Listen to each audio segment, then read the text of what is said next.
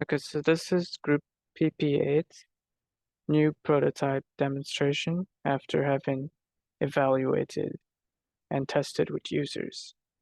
So one first major change that we did was the addition of this initial screen that is presented to users. A suggestion by users was that we advertise the name of the application on the product itself. And we decided to add this initial screen that the users will be presented with when they first open the application. So you simply tap to continue there. And as you can see here, we also advertised it on the login page where you have Flea Market.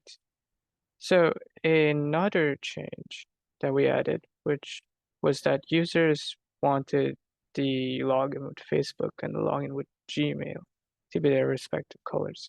Now, design elements aren't usually presented in prototypes with like high-level design concepts such as color.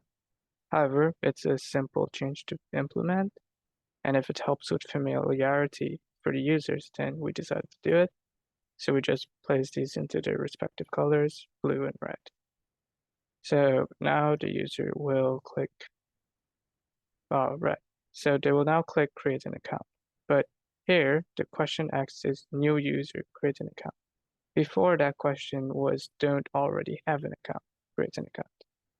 However, because a user suggested that we should change that, we decided to go with this question instead of the previous one. So the user will click create an account and they will be taken to the sign up page. Now here, there's a back button, which wasn't there before. So we had missed that in the first prototype and the user picked it up and they said we should include it on the sign up page. Well, they said that we should include it on the login page. However, the login page doesn't really have anywhere to go back to, so we decided to just implement it on the sign up page. So now the user will click sign up with Gmail, create their account. Now here again, a change that was made was that before you can set a profile image. And as you can see, we have this icon here where you can tap to set a profile image now. And then you can input your details and you create your account and you swipe and then you'll be taken to the home page.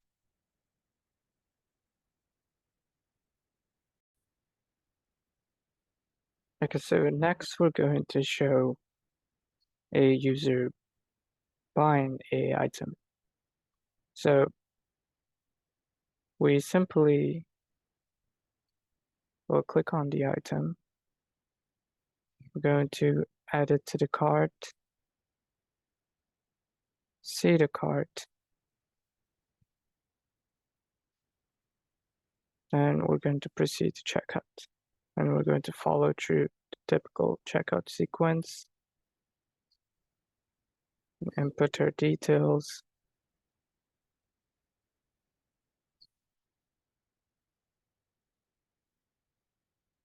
input our shipping details, save those for later, proceed, and here, if you could see it clearly, there were two improvements made. One was the addition of the estimated shipping time, which a user suggested should be displayed. We decided to put it on the review section because we believed that was most appropriate. There's also the addition of this cancel button instead of the confirm. In addition to the confirm button, sorry. So we could be able to click cancel if we choose to do so. And then we click back to home and we go back to our home screen, which presents the list of items. So more on the cancel button. So what happens when the user will click this cancel button is that they will be taken back to their cart. They won't go back to the home. And then they'll decide what to do from there.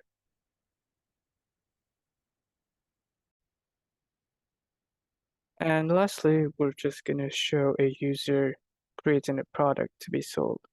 Now, on the home screen, one improvement that was made was at the bottom, that button used to be called Sell, but it's now called Seller Options. A user suggested that this button, since it's like a main feature, that we should have this be more emphasized. So we decided to bold it out, make it a bit bigger than the other two options so it stands out more on the paper product. And the phrase seller options is more clear than what sell would initially mean. So anyways, we first will click on that seller options button. Then we will simply create product. We will fill in the details for that product.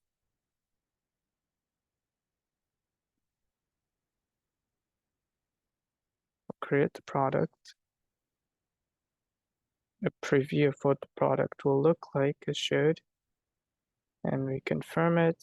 Then we click here to return to home. And we go back to our home.